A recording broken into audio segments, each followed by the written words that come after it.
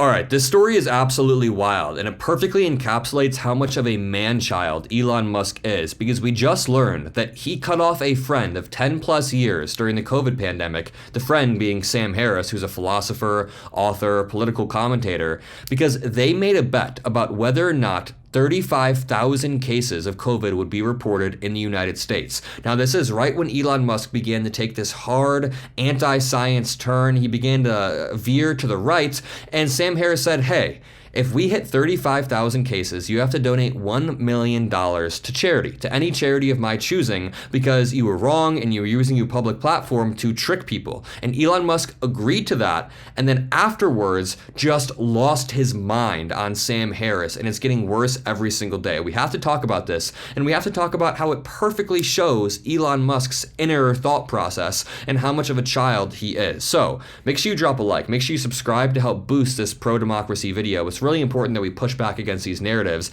And let's jump in with this clip of Sam Harris describing exactly how Elon Musk treats him. He will a Pizzagate lunatic, like literally one of the people who gave us Pizzagate. You know, I'm not going to name them because they would be happy to be named in this context, right. But there's a couple of guys who gave us Pizzagate. You know, right. You remember what Pizzagate was? That Hillary Clinton was running a pedophile ring out of a pizza parlor out of the Washington, basement of a D.C. pizza parlor that doesn't have a basement. In their defense, the pizza was fantastic. Right. Okay. So the people who gave us that are people who are in very good standing with Elon, who Elon will talk to them in Twitter Spaces and right. give them the mic and boost them and just high five them. And he knows, I've pointed out how crazy these people are to him. These people will send him a clip from my podcast or some other podcast. Maybe this podcast, maybe we'll do it here, right? Making it seem like I've said the opposite of what I said in context. Like they sent him one where I seem to be saying that I didn't care about the chaos at the border, whereas I have exactly Elon's view of the border. Right. And in context, you could hear that. But they'll send the opposite, and Elon will react to it. He doesn't have time to listen to the podcast, obviously, so he'll just react to the clip saying, Sam Harris is a total moron, right? Like it was something like that. But amplify this to millions of people. And I will email him and say, Elon, you're being gamed by right-wing trolls who gave us Pizzagate. This is not what I said in context, right? And he will tell me to go fuck myself. And he knows.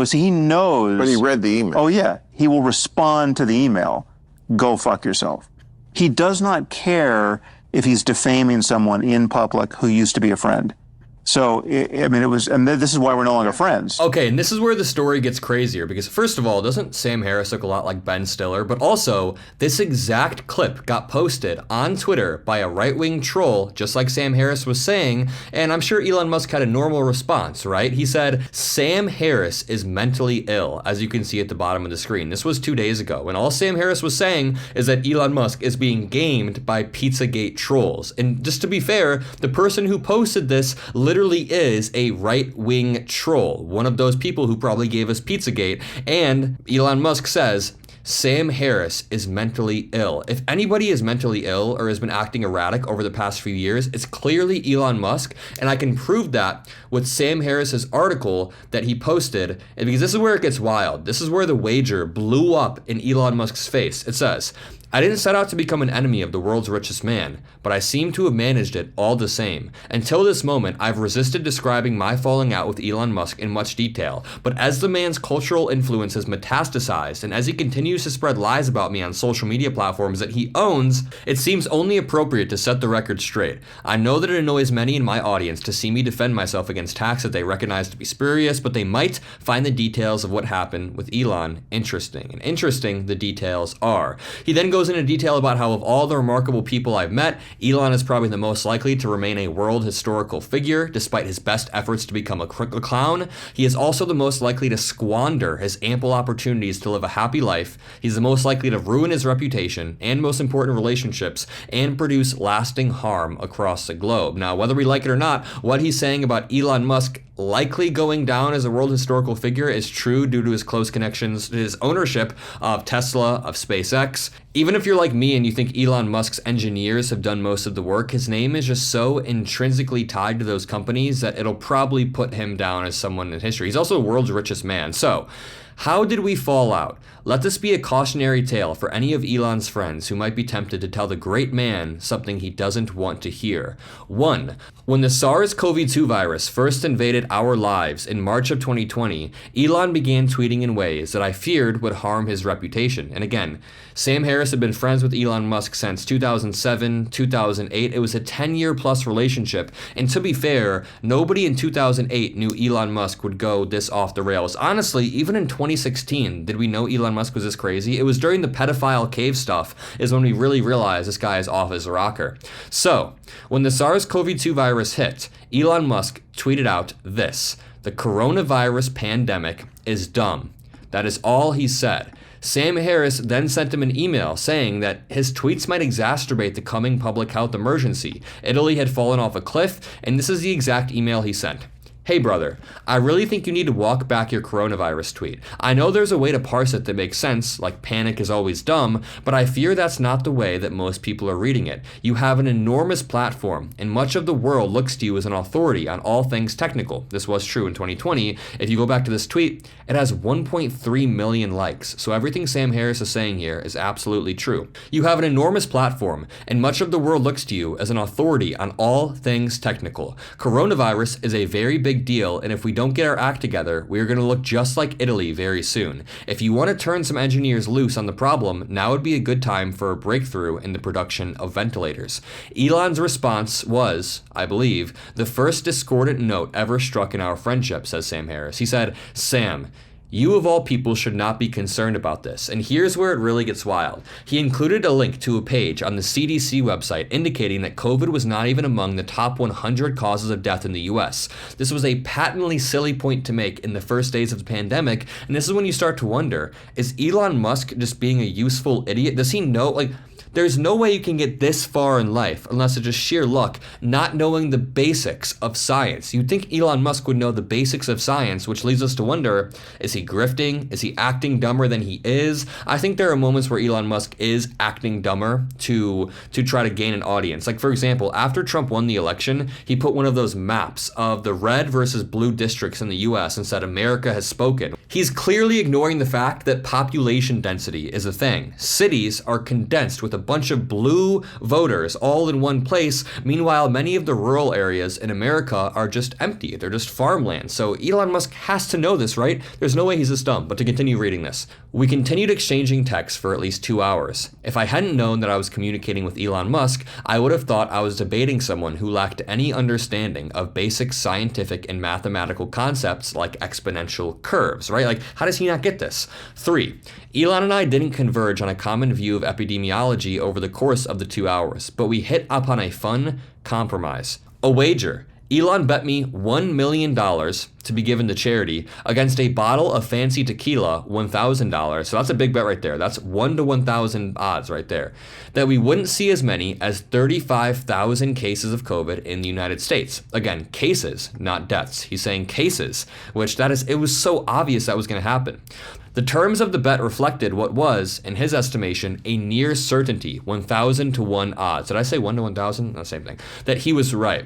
Having already heard credible estimates that there could be 1 million deaths from COVID in the US over the next 12 to 18 months, those estimates proved fairly accurate, I thought the terms of the bet ridiculous and quite unfair to Elon. I offered to spot him 2 orders of magnitude. I was confident that we'd soon have 3.5 million cases of COVID in the US. Elon accused Sam Harris of having lost his mind and insisted that we stick with a ceiling of 35,000 cases. It's so obvious that was going to happen. 4, we communicated sporadically by text over the next couple of weeks while the number of reported cases grew. Ominously, Elon dismissed the next batch of data reported by the CDC as merely presumptive, while confirmed cases of COVID on his account remained elusive. So this is when he begins to fall into this alternate reality. 5, a few weeks later, when the CDC website finally reported 35,000 deaths from COVID and 600,000 cases, I sent Elon the following text. Is 35,000 deaths plus 600,000 cases greater than 35,000 cases? It's kind of a funny, snarky post, or a snarky message, right? This text appears to have ended our friendship. Elon never responded, and it was not long before he began maligning me on Twitter for a variety of imaginary offenses. For my part, I eventually started complaining about the startling erosion of his integrity on my podcast without providing any detail about what had transpired between us, but I don't blame Sam Harris. I don't think the blame really falls on him here. 7. At the end of 2022, I abandoned Twitter altogether, having recognized the poisonous effect it had on my life, but also in large part because of what I saw it doing to Elon. I've been away from the platform for over 2 years, and yet Elon still attacks me. Remember, I just showed you guys that tweet where Elon said that Sam Harris is mentally ill because Sam Harris said that Elon Musk is getting tricked by right-wingers. Occasionally, a good friend will tell me that I'm trending there, and the reasons for this are never good. As recently as this week, Elon repeated a defamatory charge about me being a hypocrite for writing a book in defense of honesty, then encouraging people to lie to keep Donald Trump out of the White House. Let's see what Elon Musk posted. He said, "The Trump derangement syndrome hypocrite had the nerve to write a book about how lying is evil, and then said that any lie was acceptable to ensure Donald Trump didn't get elected. But of course, this is a 2-minute snippet from a multiple-hour podcast. You can't just clip stuff up like that." But Elon Musk can, and it gets 28 million views, and this is actually hurting Sam Harris's his persona online. It then says, "Not only have I never advocated lying to defeat Trump, despite what that misleading clip from the Trigonometry podcast might suggest to naive viewers, I've taken great pains to defend Trump from the most damaging lies ever told about him." Again, Sam Harris is not a Trump supporter, but sometimes you have to push back on lies. Elon knows this because we communicated about the offending clip when it first appeared on Twitter. However, he simply does not care that he is defaming a former friend to hundreds of millions of people, many of whom are mentally unstable. On this occasion, he even tagged the incoming president of the United States. Oh, he did tag Donald Trump. I mean, what is he trying to do here? What's the implication here? All of this remains socially and professionally awkward because Elon and I still have many friends in common, which suggests the terms of another wager that I would happily make, if such a thing were possible. And I would accept 1,000 to 1 odds in Elon's favor, says Sam Harris. I bet that anyone who knows both of us knows that I am telling the truth. Everyone close to Elon must recognize how unethical he has become, and yet they remain silent. Their complicity is understandable, but is depressing all the same. These otherwise serious and compassionate people know that when Elon attacks private citizens on Twitter, falsely accusing them of crimes or corruption, celebrating their misfortunes, he's often causing tangible harm in their lives. It's probably still true to say that social media isn't real life until thousands of lunatics learn your home address. Let's end this with one more clip of Sam Harris talking to Bill Maher about how Elon Musk is now just a Trumpian character. A short list of fucked up things. Oh yeah, U.S. government, super fucked up. I'm going to fix it. I think that's what gets his juices flowing. But the caveat to that is he's actually behaving in a way that is reckless and unethical and fucking identifiable people over massively, and he doesn't care.